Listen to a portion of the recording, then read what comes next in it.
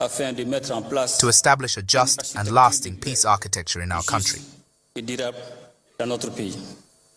The regaining of territorial integrity has also been a determining factor for the return of peace and the initiation of the national reconciliation process. On July 22nd, 2025, a date that will be etched into the soul of Africa, a day when Mali, a land once silenced by neocolonial streams, stood tall, proud, and unshaken.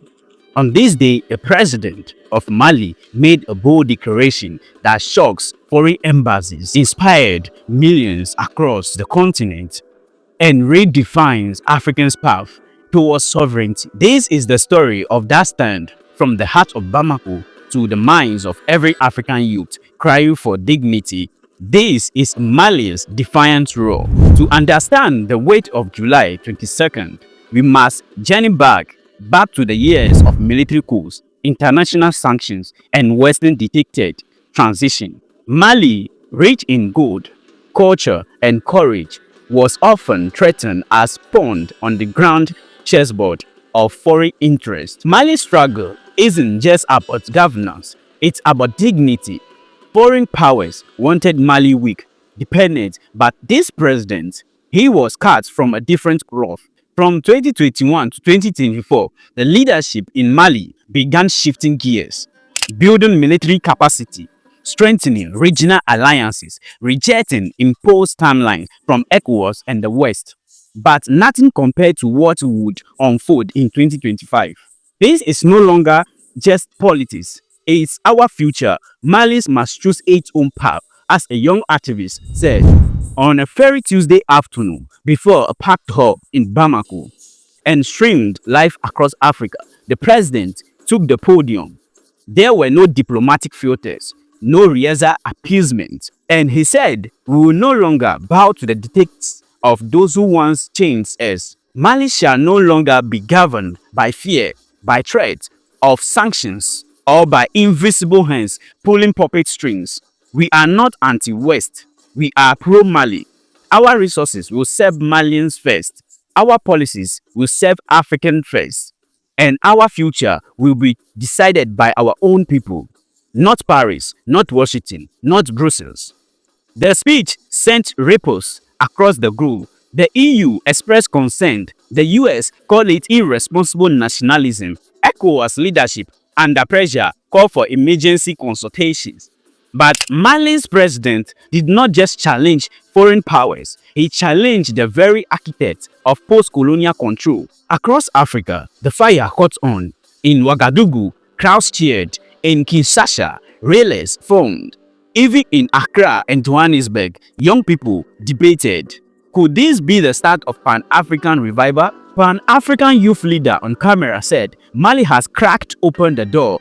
Now it's on us, the African youth, to walk through it, to demand more, to unite." Not everyone celebrated. Some fear economic fallout, diplomatic isolation, and possible military threats.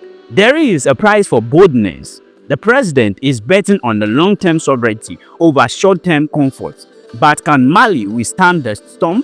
Yet, amid all this, the people of Mali, the market women, the students, and soldiers stood firm. And some said, "We have been poor with foreign help. Let's try independence. I don't eat politics. I eat what my land gives. Let Mali control Mali." What happened on July 22nd wasn't just about Mali. It's about African right to decide. It was about rewriting the rules. And it was about calling out hypocrisy in the global diplomacy. The ghost voice of Sankara smiled today because a new chapter is being written in Malian's ink. Seizing this surge of uncertainty and resentment that followed or accompanied situations of crisis or conflict, the time has come to heal wounds, to listen to long silenced voices, and to envision the future under the best auspices.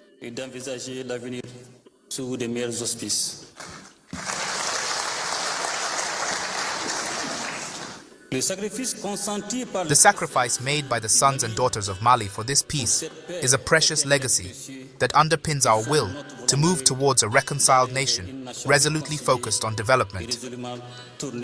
The profound awareness of our centuries-old history and the collective wisdom that Malian women and men have consistently demonstrated remain assets for overcoming these major challenges for the At this decisive turning point in our history, we must all, with resilience and the conviction of a better tomorrow, combine our efforts so that Mali continues to exist, to develop, and to endure.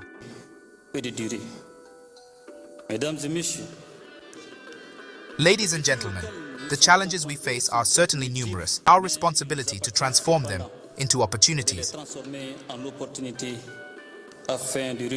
thereby reducing to their simplest form the unfavorable pressures against Mali's sovereign progress.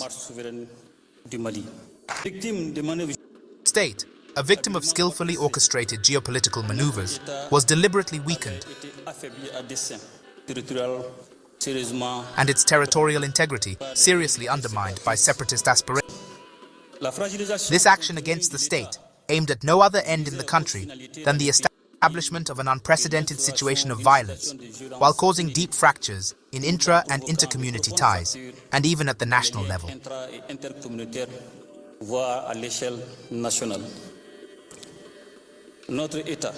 Our state was a victim of geopolitical maneuvers, exogenous pressures, and strategies aimed at diluting its sovereignty.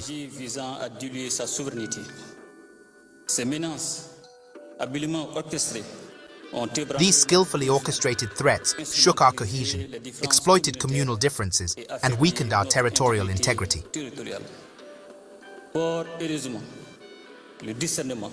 Fortunately, the discernment, resilience, and sense of responsibility of the Malian people made it possible to counter this attempt and preserve what is essential.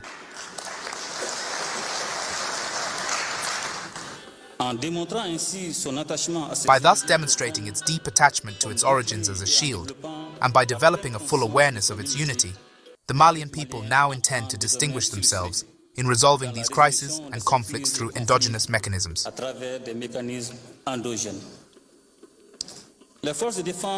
defense and security forces, in their sovereign mission, have contributed to stabilizing the situation and gradually restoring peace to many localities across the country.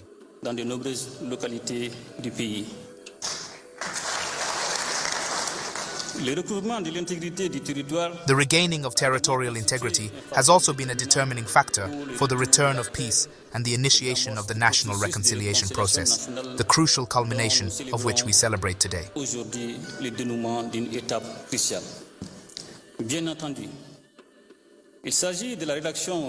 Of course, this refers to the drafting of the Charter for Peace and National Reconciliation, a document of high Republican value. I am convinced it will underscore Mali's sovereignty over its initiatives for resolving crises or conflicts.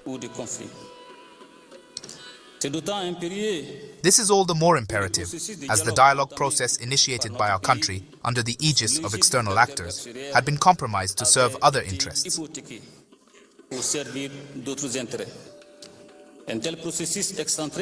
Such an externally centered process offered no real prospect of lasting peace among Malians, quite the contrary. Consequently, the Malian people had no choice but to take ownership of this important mechanism to establish a just and lasting peace architecture in our country.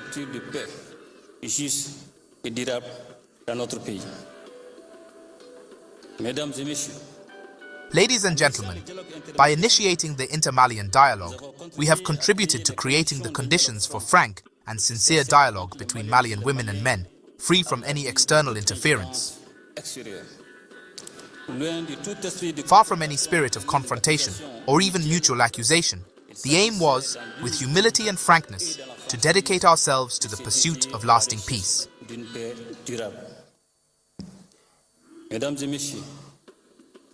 Ladies and gentlemen, one of the resolutions of this great forum was related to the development of a charter to enable Malians to lay solid foundations for peace, reconciliation, social cohesion, and living together.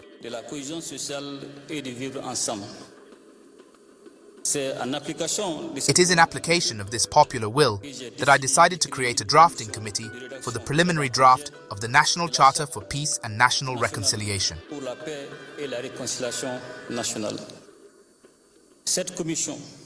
This committee, comprising women and men chosen for their expertise and commitment to Mali, diligently undertook the task by adopting an inclusive and participatory approach.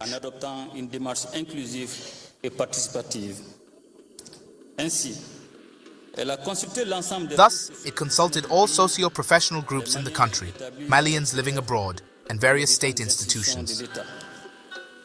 These important meetings helped identify the major problems affecting peace, cohesion, and reconciliation in our country.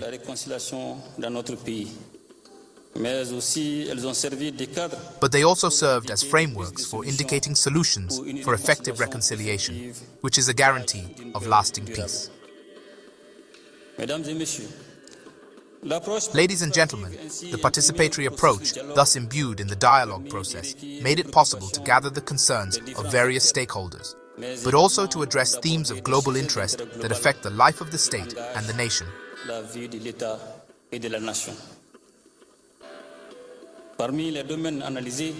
Among the areas analyzed, we can cite governance, values education, culture, justice, the economy, the fight against corruption, natural resource management, media, youth, peace, defense, and security.